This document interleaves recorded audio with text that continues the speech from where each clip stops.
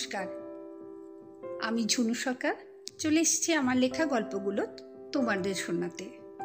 ব্যাপারটা অনেকদিন ধরেই ভাবছিলাম, এবার সত্যি সত্যি চলে এসেছি আমার লেখা গল্পগুলোর সাথে তোমাদের পরিচয় করাতে। অবশ্যই শুনবে, কিন্তু মতামত অবশ্যই জানাবে। তোমাদের মতামত আমার খুবই প্রয়োজন। শোনাবো আজকের প্রথম গল্প পরমা। আর হ্যাঁ, আর একটা কথা, আজকের গল্পটি আমার চেনা অচেনা মুখের শাড়ি বই থেকে। এই বইটির প্রকাশক আজকের বাংলার শেখ নাসিরউদ্দিন। শুরু করি পরমা। টেলিফোনটা একটানা বেজেই চলেছে। বাপন গেছে স্নানে, আর কাজের মেয়ে বাসন্তী রান্নাঘরে। পরমা খবরটা শুনে সেই যে শুয়েছে। আজ 2 দিন হয়ে গেল একটু জল ছাড়া আর কিছু খায়নি সে, যেন একটা আলাদা ঘোরের মধ্যে আছে। কলিং বেলের শব্দে বাপন এসে দরজা খুলল। বাপন, ডাক্তারবাবু এসেছিলেন? মাকে দেখেছেন? হ্যাঁ কাকু, ডাক্তার কাকু আপনার ফোন পেয়েই এসেছিলেন। মাকে ভ্যালিয়াম ইঞ্জেকশন দিয়ে গেছেন। মা এখন ঘুমোচ্ছে। হ্যাঁ ঘুমোক। তুমি কিছু খেয়েছো? খাওনি মনে হচ্ছে। বাসন্তী, একটু চা করো তো, আর এই পাউরুটি, মিষ্টি, ডিম এগুলো ধরো।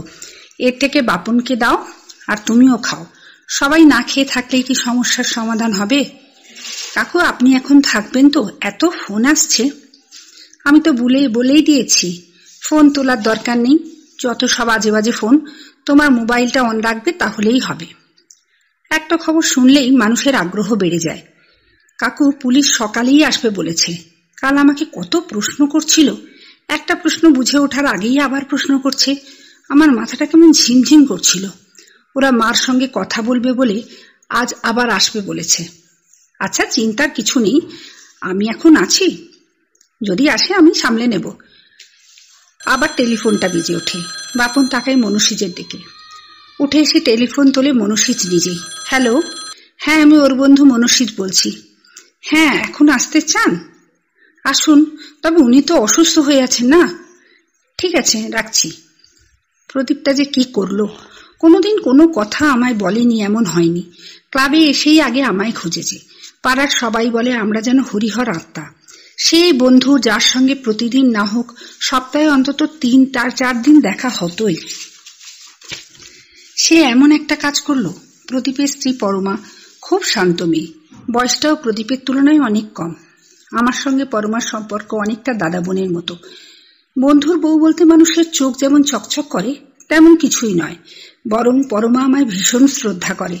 ওদের কোনো ডিসিশনে আমি নেই এমন কোনো দিন হয়নি। যদিও আমি ব্যাচেলার, নিজের সংসার বলতে কিছু নেই বটে, কিন্তু বাড়িতে আমার ভীষণ দায়িত্ব। ভাই বোন, তাদের সন্তান, এদের কাছে আমার প্রয়োজন আমি বুঝি। চাকরিটাও মোটামুটি ভালোই করি, তাই ওদের নানা সমস্যায় আমি মুশকিল আসানের ভূমিকা নিয়ে থাকি। সে অর্থনৈতিকই হোক আর মানসিকই হোক। টিং টিং করে মিষ্টি সুরে ডোরবেল বেজে ওঠে। পুলিশ ভেবে জায়গা ছেড়ে উঠি। বাপন তার আগেই দরজা খোলে। কে বাপন? না, ওপরের বাসু আঙ্কেল এসেছেন। মনুষীজ নমস্কার জানায়। কিছু বলার আগেই তিনি ঢুকে এসে সোফায় বসে পড়েন। মনুষীজের দিকে তাকিয়ে বলেন, শুনলাম মিসেস সেন নাকি ভীষণ অসুস্থ হয়ে পড়েছেন। না, ওই যা হয় আর কি। জানেন দাদা, মানুষকে বোঝা বড় মুশকিল। প্রদীপদার সম্বন্ধে এমন কথা কেউ ভাবতে পারত? কি সজ্জন মানুষ, কারো কথায় থাকতেন না। আমরা তো কেউ। দাদার কি আজ অফিস ছুটি? না না, বেরোবো, এমন একটা ঘটনা, তাই দেখতে এলাম আর কি। না, দেখার মতো এখানে কিছুই ঘটেনি। পুলিশ তদন্ত করছে। ঘটনাটা কতটা সত্য সেটাও এখনো প্রমাণ সাপেক্ষ। শুধু শুধু আপনার মূল্যবান সময় আপনি নষ্ট করবেন না। আসুন, নমস্কার। বাসুবাবু বেশ মনক্ষুণ্ণ হয়েই চলে গেলেন। উনি চলে যেতেই বাপনকে ডেকে নেয় মনুষীজ। এরকম আজে বাজে লোকেদের ঘরে ঢোকাতে নিষেধ করেন। ফোনটা বেজে ওঠে। বাপন নিজের জায়গা থেকে নড়ে না। Hello, doctor Banerjee? হ্যাঁ, আমি মনুষীজ বলছি। এখন ঘুমোচ্ছে। হ্যাঁ ঠিক আছে, এছাড়া তো কোনো উপায়ও ছিল না। প্লিজ কাল একবার এসে দেখে যাবেন। Thank you doctor. ফোনটা নামিয়ে নিশ্চিন্ত লাগে মনুষীজের। চোখ বন্ধ করে কিছু ভাবতে চেষ্টা করে সে। দাদা, চা? হ্যাঁ বলে মুখে দেয়। আজ 7 দিন হয়ে গেল প্রদীপের কোনো খোঁজ নেই। ফ্ল্যাট বাড়িটায় এই ব্যাপারটাকে কেন্দ্র করে যে জোয়ার দেখা দিয়েছিল এখন তাতে ভাঁটা পড়েছে। সব ঠিকঠাক চলছে। তবে 3 তোলার প্রদীপ পরমার আলোচনাটা প্রতিবেশীদের কাছে চায়ের সঙ্গে টায়ের মতো। তারও দিন দিন মেয়াদ কমতে বসেছে। শুধু ছেলেটাকে দেখলেই প্রতিবেশীদের মধ্যে একটু বেশি করুণার উদ্রেক হয়। মনুষীজ বুঝতে পারে বাপনের অবস্থাটা। ওর ছুটিও শেষ, মায়ের জন্য হস্টেলে ফিরতে পারছে না, পড়ারও প্রয়োজন। ইঞ্জিনিয়ারিং কলেজের 3য় বর্ষের ছাত্র সে। কিছুদিন বাদেই এ বিষয়ে কথা বলে বাপন। কাকু, মা তো একটু ঠিক হয়েছে, আমি কি এবার কলেজ জয়েন করব? আর তো ওরা ছুটি দেবে না, পড়ারও ক্ষতি হচ্ছে। মনুষীজ বুঝতে পারে শুধুমাত্র পড়ার ক্ষতি নয়, প্রদীপ তার ছেলের মনের অনেকটা অংশ নষ্ট করে দিল। এই ভাঙা মন নিয়ে বাপন যে কিভাবে আবার পড়াশোনা করবে বাপনই জানে। তবু মুখে বলল, সে তো ঠিক কথা, ঠিক কথা, এটাই আমি কদিন ধরে ভাবছিলাম। এ ব্যাপারে আমি পরমার সাথে কথা বলবো, তুমি যাবার জন্য তৈরি হও। মনুষীজ রোজ আসে। প্রদীপ যে কি কাণ্ডই করল। আজকাল প্রদীপের কোনো কথাই পরমার সঙ্গে বলা যায় না। সত্যি এই প্রসঙ্গ কোনো কথা আলোচনা করলে ওদের দুজনের কাছেই বড় কষ্টকর। আজ প্রায় 1 মাস হয়ে গেল। সত্যি কি প্রদীপ হারিয়ে গেল? এর মাঝে কয়েকবার ব্যাংকে গিয়েছিল সে। প্রদীপের বন্ধুদের কাছ থেকে সে যা জেনেছে তা এরকম। শর্মিষ্ঠা মিত্র নামে একটি মহিলা ট্রান্সফার হয়ে এই ব্যাংকে অফিসার হয়ে এসেছিলেন মাস 6 আগে। প্রদীপ ও শর্মিষ্ঠার সঙ্গে অফিসের অন্য কলিগদের মতোই বেশ ভালোই সম্পর্ক ছিল। এ ব্যাপারটা অফিসের কেউ মেলাতে পারছে না। একই সঙ্গে অফিস ও বাড়িতে অনুপস্থিত হতেই শর্মিষ্ঠার দাদা, যিনি হাইকোর্টের উকিল, ঘটনাটা পুলিশকে জানান। এদিকে পরমা ও প্রদীপের ফটোসহ নিখোঁজ প্রদীপের খবর পুলিশের কাছে জানায়। মনুষীজ সেই সব দিনগুলোতে পরমার সাথে ছিল। পুলিশ বারবার প্রদীপের ফ্ল্যাটে এসে পরমা থেকে তথ্য সংগ্রহ করতে চায়। পরমা বোধহয় বিশেষ কোনো তথ্য দিয়ে পুলিশকে সন্তুষ্ট করতে পারেনি, তাই পুলিশও তাকে বিরক্ত করতে ছাড়েনি। কিন্তু আজও প্রদীপ শর্মিষ্ঠার কোনো খবর কোথাও পাওয়া গেল না। এখন পুলিশও ক্ষান্ত দিয়েছে। পুলিশ নিশ্চেষ্ট হওয়ায় পরমা একটু নিঃশ্বাস নিতে পারছে, এটা মনুষীজ বুঝেছে। এখন পরমার অবস্থা দেখে মনুষীজ একটু অবাকই হয়। পরমা এখন বেশ সাধারণ জীবনযাপন করছে। মনুষীজ অফিস থেকে ফিরেই দেখা করে যায় পরমার সাথে। প্রায় বছরখানেক হতে চলল প্রদীপ নেই। পরমা নিজের চাকরি, সংসার আর ছেলে নিয়ে ব্যস্ত। ছেলের ব্যাপারটা প্রথম থেকেই ছিল, বর্তমানে সেই মনোযোগ আরো বেড়েছে। আজ বাপনের জন্মদিন। আজকের দিনে প্রতি বছর পরমা, প্রদীপ, মনুষীজ প্রসূন অর্থাৎ বাপনকে উপহার দিয়ে আশীর্বাদ করে। গত বছরে এর ব্যতিক্রম ছিল না, এই বছর ব্যতিক্রম হয়েছে। আজ প্রদীপ নেই, মনুষীজ এসেছে। বাপনকে খুব সুন্দর একটা শার্ট আর 2টো গল্পের বই উপহার দিয়েছে। পরমা বেশ খুশি। এতদিন বাদে পরমার এই খুশি ভাবটা মনুষীজকে সন্তুষ্ট করতে পারল না। প্রদীপকে কিভাবে এত তাড়াতাড়ি ভুলে গেল পরমা?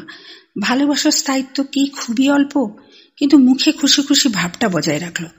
তবে কি সে পরমার কাছে ক্লান্ত, শ্রান্ত, ভাবুক, বিষণ্ণ এইরকমই একটা কিছু আশা করেছিল?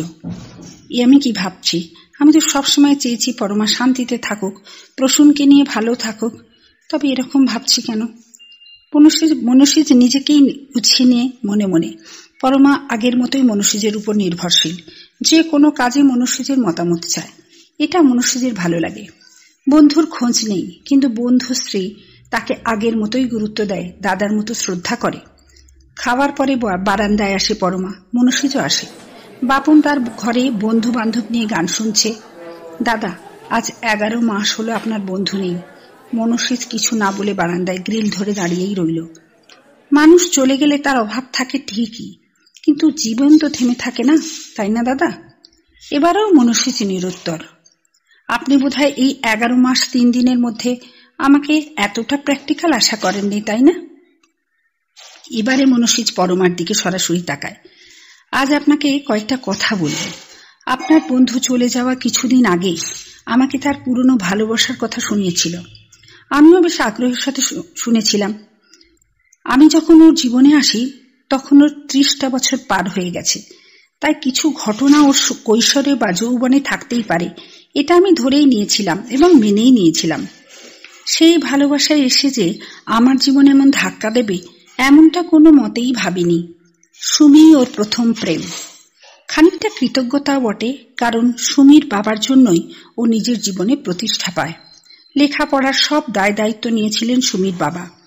ছেলে ভালো, তাই মনে মনে প্রদীপকে জামাই করবে এমন আশা পোষণ করতেন।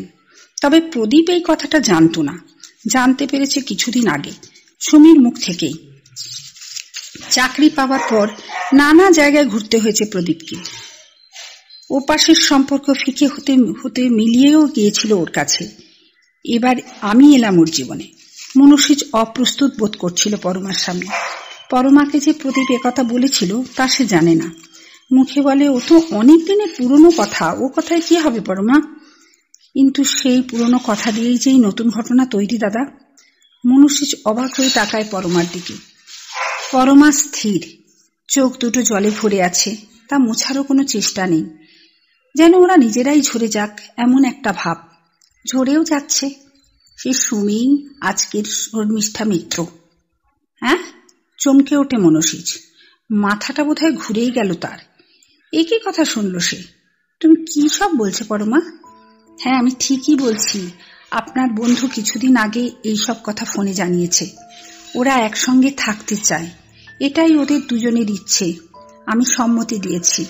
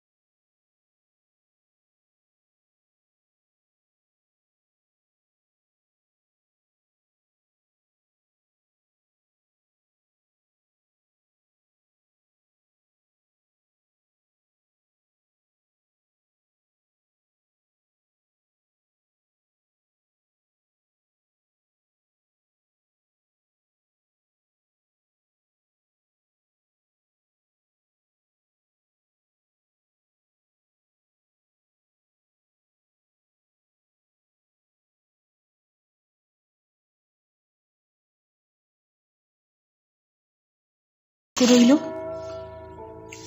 বাইরে কোথায় ঘড়িতে ঢং ঢং করে 11টা ঘন্টা বাজল। বাপনের বন্ধুরাও সব চলে গেছে। আমি পরমার কাছে বিদায় নিয়ে রাস্তায় নামলাম। গাড়িতে যেতে যেতে ভাবতে লাগলাম, একমাত্র পরমার মতো স্ত্রীরাই প্রদীপদের মতো পুরুষদের ক্ষমা করতে পারে। নমস্কার, আজকের গল্প এখানেই শেষ। আপনাদের যদি ভালো লাগে কমেন্ট বক্সে নিশ্চয়ই জানাবেন।